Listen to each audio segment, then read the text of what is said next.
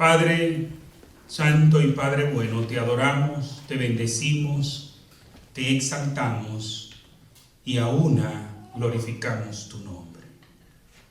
Y no solamente te lo cantamos, Señor, te amamos, también lo proclamamos. Y te amamos porque, como aprendimos en la escuela dominical, tú nos amaste primero.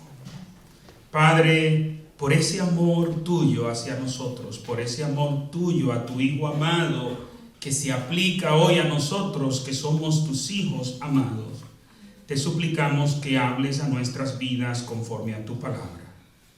Por Cristo Jesús te lo pedimos. Amén y amén. Como ustedes recordarán, el domingo pasado veíamos la primera parte del pasaje de Mateo capítulo 13. Estuvimos viendo los versículos 1 al 13, donde nos presenta la parábola del sembrador. Esta parábola, en su narración paralela, Marcos nos la presenta en el capítulo 4. Precisamente el pasaje que acabamos de leer en la lectura devocional. Y en esta narración, tanto de Marcos como de Mateo, nos habla de que Jesús está enseñando a una gran multitud. Es un grupo tan grande de personas que tuvieron que irse a la orilla de la playa. Jesús está hablando y comienza a enseñar con parábolas. Ambos evangelistas, los tres, que también Lucas nos narra este evento, nos dice que Jesús habló muchas parábolas. Pero ustedes recordarán que hablábamos de ese paréntesis en conceptos. Es decir, Mateo está desarrollando las parábolas que Jesús presentó. Nos presenta la primera, que es la parábola del sembrador, y hace un paréntesis en una pregunta que los discípulos le hacen a Jesús. Y cuando decimos los discípulos, no solamente estamos hablando de los apóstoles, porque en su narración paralela Marcos nos dice que no solamente eran los apóstoles, sino otros discípulos también. Precisamente en el versículo 10, nos quedamos en el versículo 9 de Marcos, pero en el versículo 10 y 11 dice de la siguiente manera: cuando quedó solo, entiéndase Jesús, los que estaban cerca de él, con los 12, le preguntaron sobre las parábolas, y él les dijo: a vosotros os he dado saber el misterio del reino de Dios, pero a los que están fuera, por parábolas todas las cosas. ¿Por qué hablaba Jesús por parábolas? Bueno, también ustedes recordarán que decíamos que ese era un recurso literario muy usado en aquel entonces por los maestros en Israel, y que sigue siendo un recurso literario muy usado hoy en día para uno enseñar. ¿Por qué? A través de las parábolas podemos enseñar una verdad abstracta, algo desconocido, basándonos en un episodio en la vida cotidiana del ser humano, es decir, en algo que nosotros conocemos. Basándonos en lo que conocemos, es enseñado algo que es desconocido. ¿Por qué entonces, si este es un recurso, o era un recurso muy usado y sigue siendo un recurso muy usado para enseñar, la respuesta de Jesús es: a vosotros os he dado saber del reino de Dios? Y Mateo nos dice: a vosotros os he dado saber los misterios del reino de los cielos. En el versículo 11 dice: porque a vosotros os he dado saber los misterios del reino de los cielos, mas a ellos no les es dado. ¿Por qué podían entender los discípulos y los que estaban ahí no? Bueno, ustedes recordarán que el domingo pasado también enfatizábamos que tampoco los discípulos entendieron. ¿Y por qué sabemos que los discípulos no entendieron? Porque en el versículo 18 de Mateo 13 Jesús dice: oíd pues vosotros la parábola del sembrador. Es decir, oíd pues vosotros la explicación. ¿Por qué le tuvo que explicar a ellos? porque ellos tampoco entendieron. Ahora bien, veíamos también el domingo pasado como que hay personas que plantean que para ellos creer tiene que ser que Dios le dé una revelación especial. Pero conforme a este pasaje, vemos que Dios se reserva el derecho de revelársele a quien Él quiera, como Él quiera. Son muchas las personas que dicen: yo creería en Dios si Dios quisiera tal cosa. Yo creería en Dios si Dios se me presentara. Para yo creer el mensaje del Evangelio es si a mí alguien de los que se han muerto viene y me lo hace saber. Ustedes recuerdan que leíamos un pasaje precisamente en el Evangelio de Lucas, en el capítulo 16, leíamos los versículos 19 al 31, donde allí se narra la historia del rico y Lázaro, en donde termina el rico solicitándole a Abraham que manden a Lázaro a predicarle a sus hermanos, porque si un muerto resucita y les predica, se iban a convertir. Cosa que no es verdad. Eso no es verdad. La gente no se convierte porque vea milagros. De hecho, a veces hay personas que ellos mismos son objeto de un milagro, se convierten por un tiempo. Y para hacer uso del recurso que tenemos aquí ahora mismo, que es la parábola del sembrador, son como el terreno pedregoso. Por unos días están muy fervorosos, pero al poco tiempo se apartan. ¿Cuántas personas no conoce uno que ha sido objeto de un milagro de Dios? Dura 2 o 3 días en la iglesia y luego se aparta. Porque los milagros no convencen de pecado. La Biblia dice que el que convence de pecado es el Espíritu Santo. Pero enfocándonos de nuevo en esta parte que Jesús dice en el versículo 11: porque a vosotros os es dado saber los misterios del reino de los cielos, mas a ellos no les he dado saber. Es importante, mis hermanos, que nosotros entendamos claramente lo que Jesús está diciendo y que también distingamos lo que Jesús no está diciendo. ¿Qué no está diciendo Jesús allí? Lo que creen muchas personas como que, Dios por favoritismo, Dios de manera antojadiza se les revela a alguno y de otros se esconde. Y los seres humanos pobres andan buscando a Dios, buscándole de todas maneras, pero no lo pueden encontrar. ¿Por qué? Porque Dios no se deja ver de ellos. No. Eso no es lo que pasa. La Biblia no nos dice eso. En Romanos capítulo 3, versículo 10 en adelante dice: como está escrito, no hay justo ni aun uno.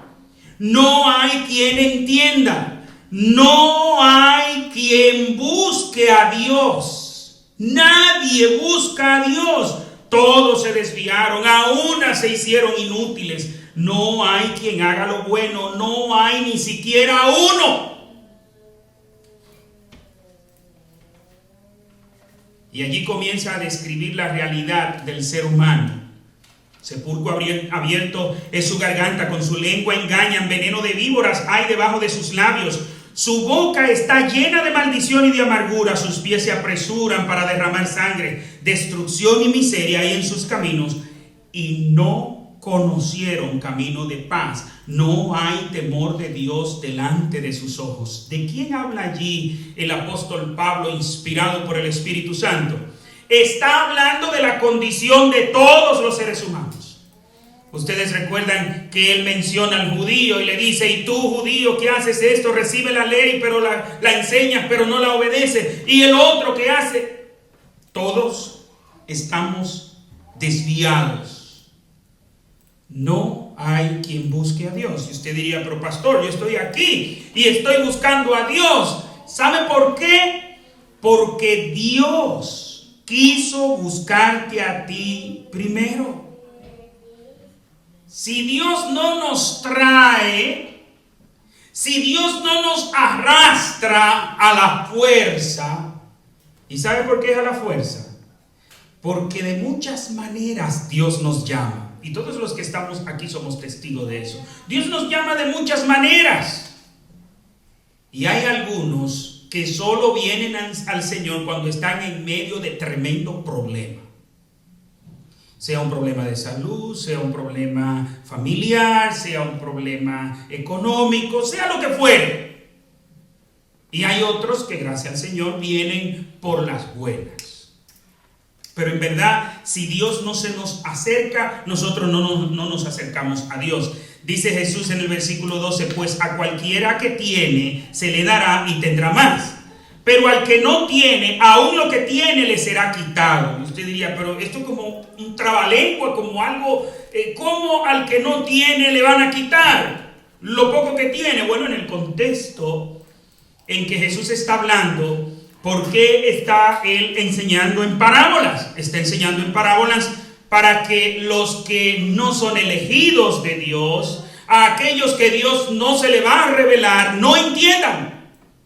Y a aquellos que sí se le va a revelar, entiendan. ¿Y cómo es entonces que lo poco que tienen les sea quitado? Bueno, ellos eran testigos de los milagros de Cristo.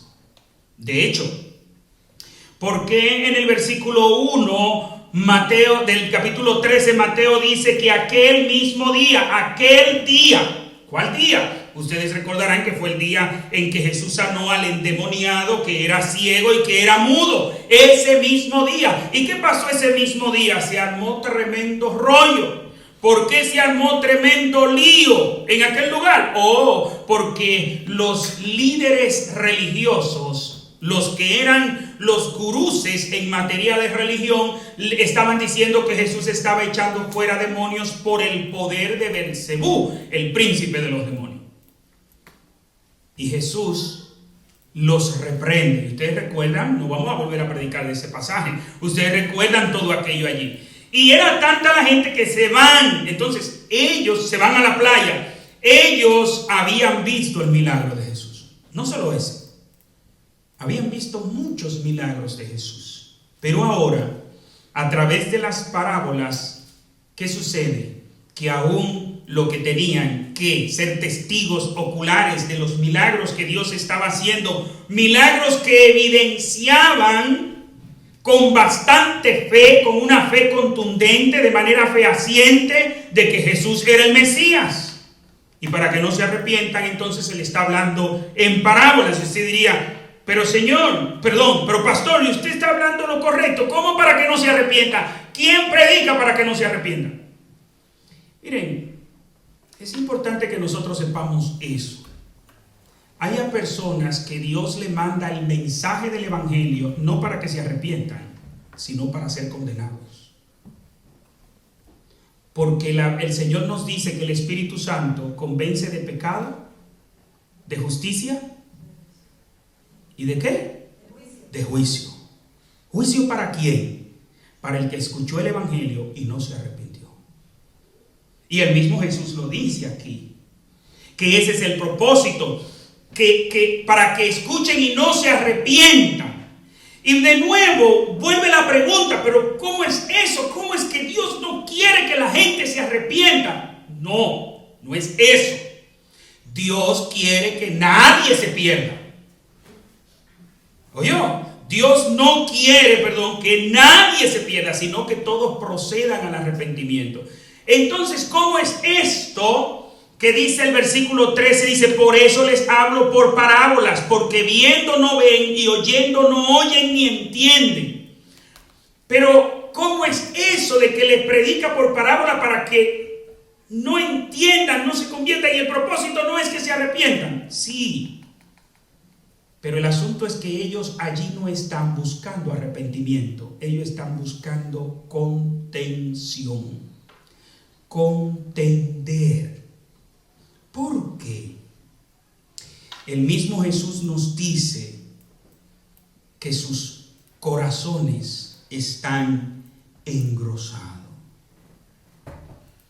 Mis hermanos, es probable que allí había muchas personas, no probable, sabemos que allí había muchas personas que lo que estaban era buscando ocasión. ¿Para qué? Para acusar a Jesús y condenarlo. Nos dice en varias porciones bíblicas que los fariseos y los escribas estaban allí en eso. Que habían otros que lo que estaban eran de curiosos, pero no porque iban a creer. De hecho, en ese mismo pasaje del capítulo 12 de Mateo, de los que están allí le dice, pero haznos un milagro para creer en ti. Oye, que haga un milagro para creer. Demuéstranos que tú eres el Mesías, haz un milagro. Y Jesús había hecho miles de milagros. Versículo 14, de manera, y aquí usted va a ver la razón por qué no se convierte. De manera que se cumple en ellos la profecía de Isaías que dijo, de oído oiréis y no entenderéis, y viendo veréis y no percibiréis, porque el corazón de este pueblo se ha entorpecido, y con los oídos oyen pesadamente, y han cerrado sus ojos para que no vean con los ojos, ni oigan con los oídos, ni con el corazón entiendan, ni se conviertan, y yo los sane. Aquí vemos cuál era la raíz del problema. ¿Y cuál era la raíz del problema en aquellas personas? Hay una frase que dijo alguien que se ha popularizado mucho que dice que el corazón del problema humano está en el corazón humano. El corazón del problema humano está en el corazón humano. ¿Qué es lo que está diciendo Jesús de estas personas? Ellos tienen engrosado su corazón. Ellos tienen sus oídos pesados para dar a entender de que sus oídos están cerrados a escuchar. Ellos tienen un corazón bloqueado porque sus ojos no quieren ver. Y dice el refrán que no hay peor ciego que el que no quiere ver. Pero ¿era solamente esas personas en la antigüedad? ¿Era ese solo un problema de los judíos? No, mis hermanos. El ser humano común, el ser humano de todos los tiempos, el ser humano de todos los pueblos, tiene un corazón engrosado, no se quiere arrepentir. ¿Por qué no se quiere arrepentir? Dijo el teólogo Schaeffer de que el problema con el ser humano es un problema de amor. Y uno dice, ¿cómo un problema de amor? Y dice Schaeffer, sí. Es un problema de amor porque o amamos tanto al pecado que nos alejamos de Dios, o amamos tanto a Dios que nos alejamos del pecado. Pero es un problema de amor. ¿A quién amas? ¿De quién es tu corazón?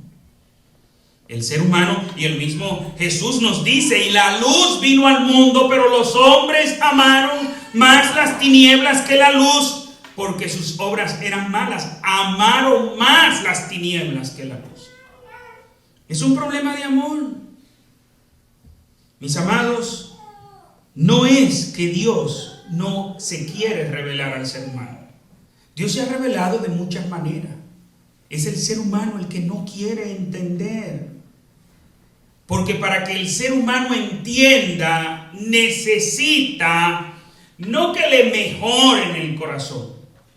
Recuerden esa frase que se ha hecho popular, que citaba ahora mismo, que el corazón del problema humano está en el corazón humano. Y precisamente para que ese problema se resuelva, no es un bypass que hay que hacerle, es un trasplante de corazón. Es lo que dice el Señor en Ezequiel capítulo 36 versículos 26 y 27. Os daré un corazón nuevo y pondré un espíritu nuevo dentro de vosotros. Quitaré de vosotros el corazón de piedra y os daré un corazón de carne. pondré dentro de vosotros mi espíritu, y haré que andéis en mis estatutos y que guardéis mis preceptos y los pongáis por obra. ¿Cuál es el detalle allí? Que el ser humano necesita un nuevo corazón. Un corazón de carne, un corazón sensible, no un corazón de piedra. Porque aquellas personas estaban tan obstinados porque tenían un corazón de piedra. Y yo te pregunto, ¿acaso no tenías tú también un corazón de piedra?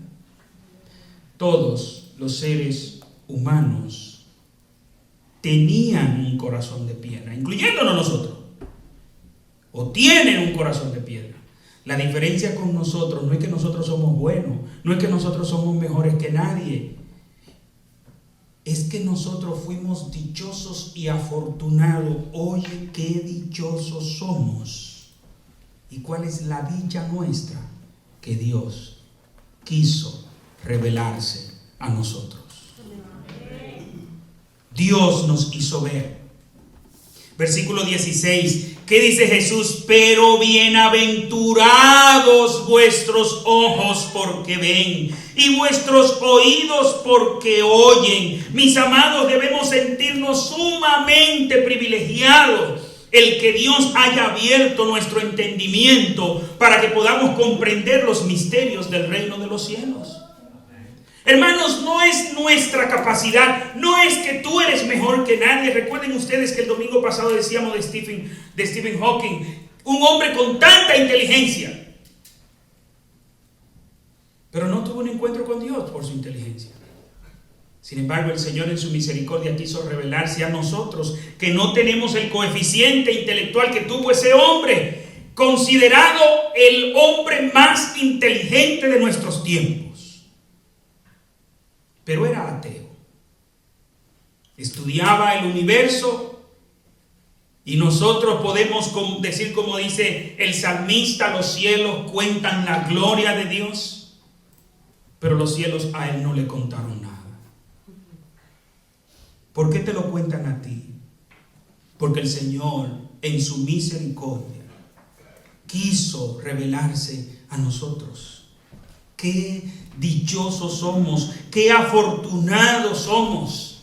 A veces pensamos que el que logra amasar una gran fortuna, ese sí es dichoso. O el que de pronto, de manera accidental, recibe una herencia o recibe un dineral. Oye, qué dichoso.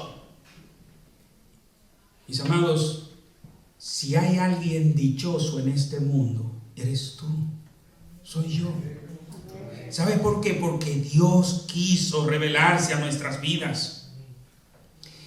En 2 Corintios capítulo 4, versículos 3 y 4, el apóstol Pablo dice: pero si nuestro evangelio está aún encubierto, entre los que se pierden está encubierto. Esto es, entre los incrédulos, a quienes el Dios de este mundo les cegó el entendimiento para que no les resplandezca la luz del evangelio de la gloria de Cristo, el cual es la imagen de Dios. Pero qué dichosos somos nosotros, porque Dios se quiso revelar a nosotros. Recuerden que el mismo Jesús, en el Sermón del Monte, en el capítulo 5 de Mateo, versículo 8, dice: bienaventurados los de limpio corazón, porque verán a Dios. ¿Y cómo es que nosotros podemos ver a Dios? Porque nuestro corazón ha sido cambiado, se nos ha dado un corazón limpio. No porque somos mejores, de nuevo decimos, es por la misericordia de Dios. En Romanos 10, 16 dice: pero no todos obedecieron al evangelio, pues Isaías dice: Señor, ¿quién ha creído a nuestro anuncio? Así que la fe es por el oír, Romanos 10, 17, y el oír por la palabra de Dios. No solamente vemos porque el Señor nos puso a ver, oímos porque el Señor nos puso a oír. Antes yo decía, pero este versículo bíblico no me hace sentido. La fe es por el oír y el oír por la palabra de Dios. Pero no debería ser así. Debería ser: la fe es por el oír y el oír la palabra de Dios. Óigame.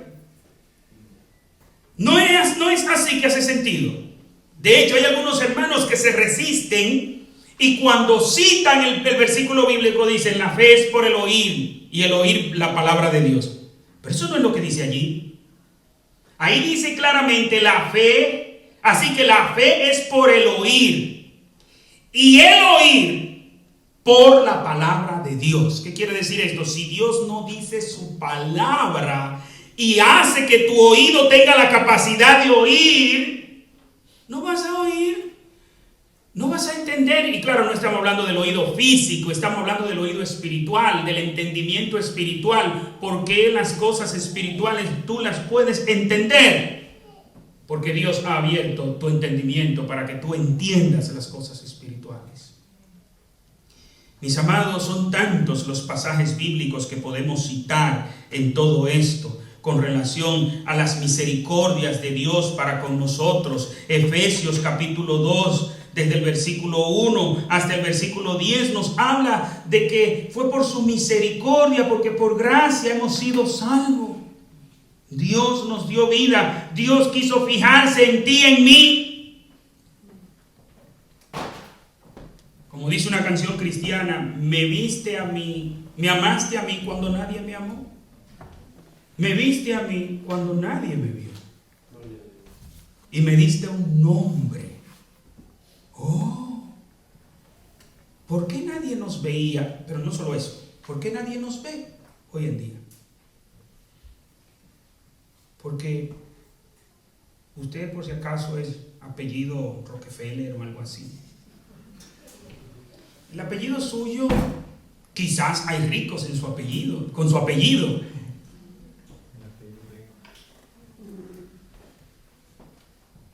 Pero usted pasa desapercibido. Para todos los demás seres humanos, usted pasa desapercibido. Pero para Dios no. Dios quiso revelarse a tu vida. Porque Él quiso. Y le dice Jesús a los discípulos en el versículo 17: de cierto os digo que muchos profetas y justos desearon ver lo que veis y no lo vieron, y oír lo que oís y no lo oyeron. Mis amados, los profetas del Antiguo Testamento ansiaban ver al Mesías, indagaban. Es lo que nos dice Pedro en primera de Pedro capítulo 1 versículo 8 en adelante. Dice: vosotros que lo amáis sin haberlo visto, creyendo en él aunque ahora no lo veis, os alegráis con gozo inefable y glorioso, obteniendo el fin de vuestra fe, que es la salvación de vuestras almas. Y dice aquí en el versículo 10: los profetas que profetizaron de la gracia destinada a vosotros, entiéndase nosotros aquí, inquirieron diligentemente, indagaron acerca de esta salvación, escudriñando qué persona y qué tiempo indicaba el Espíritu de Cristo que estaba en ellos, el cual anunciaba de antemano los sufrimientos de Cristo y las glorias que vendrían tras ellos. A estos se les reveló que no para sí mismos, sino para nosotros administraban las cosas que ahora os son anunciadas por los que os han predicado el Evangelio por el Espíritu Santo enviado del cielo. Y chequee lo que dice ahora: cosas en las cuales anhelan mirar los ángeles. ¡Wow! ¿Usted sabe lo que es eso? ¿Qué cosas habrán visto los ángeles en el cielo? ¿Qué cosas? Yo me imagino los ángeles cuando nos ven a nosotros viendo el último iPhone. ¡Wow! ¡Mira lo que hace! Y los ángeles verdaderamente que son niños. Si ellos vieran lo que nosotros vemos, las maravillas que ven los ángeles. Pero hay algo que los ángeles anhelan ver, que los detiene. Yo me imagino ese episodio cuando usted sale a compartir el Evangelio a una persona y el ángel mira a la persona y como que mira a Dios: ese no se va a salvar, ¿no, verdad? Ese yo sé que ese no se va a salvar, ¿no es verdad que no? Eso es, no me pida la cita bíblica porque estoy dejando volar la imaginación, ¿entendido? Pero los ángeles anhelan ver ese proceso de predicación del evangelio. Eso que a veces nosotros nos sentimos avergonzados. Ay, si me dicen que no. Y los ángeles, pero predica, yo quiero ver ese evento.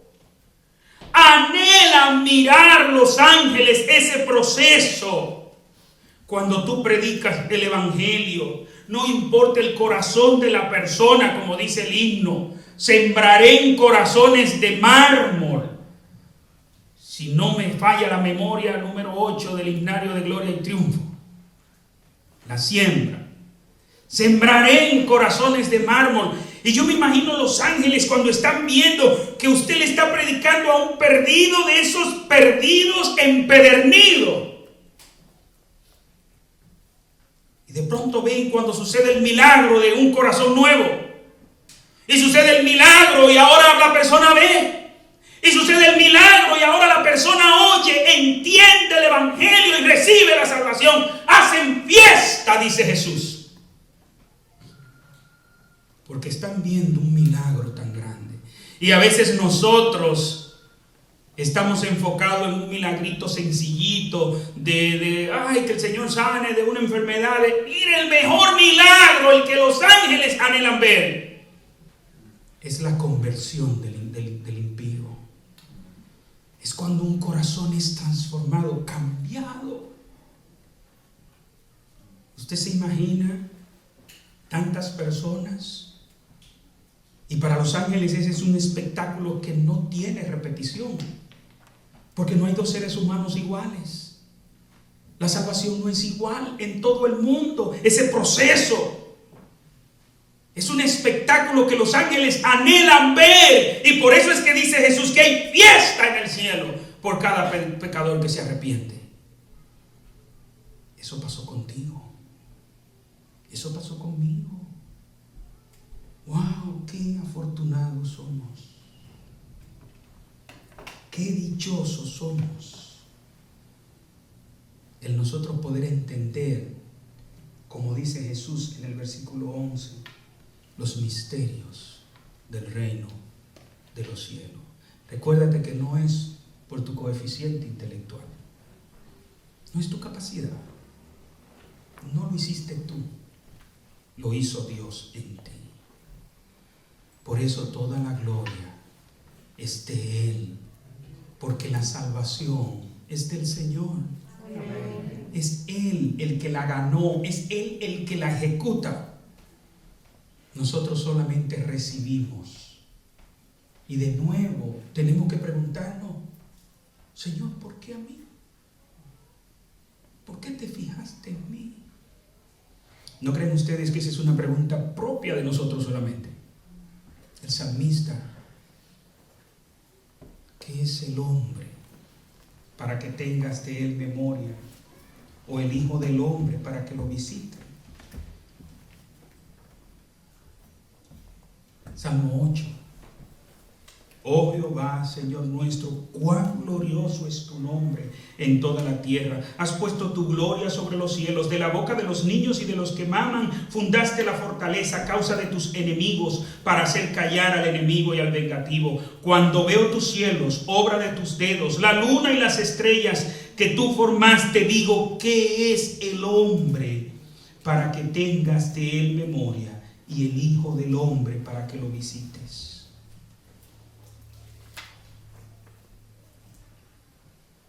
Y nos dice el apóstol Juan, hijitos, somos hijos de Dios. Y el mundo que no nos conoce, ¿sabe por qué?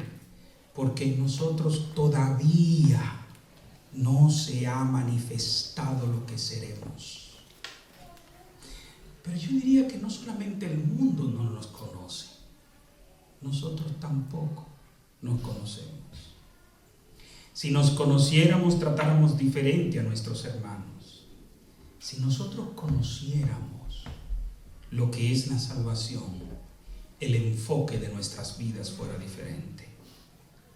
Si nosotros supiéramos lo que es la salvación, fuéramos un terreno produciendo al 100 por 1. ¿Qué tipo de terreno somos? No el que desearíamos ser. Todos desearíamos ser un terreno que produce al 100 por 1. Pero nuestros hechos, ¿qué tipo de terreno dice que somos? El próximo domingo continuaremos justo en esta parte. Oremos. Padre, gracias una vez más. Padre, gracias por fijarte en mí. No logro entender, Señor, ¿por qué a mí? ¿Por qué aguantarme tantas? ¿Por qué perdonarme tantas?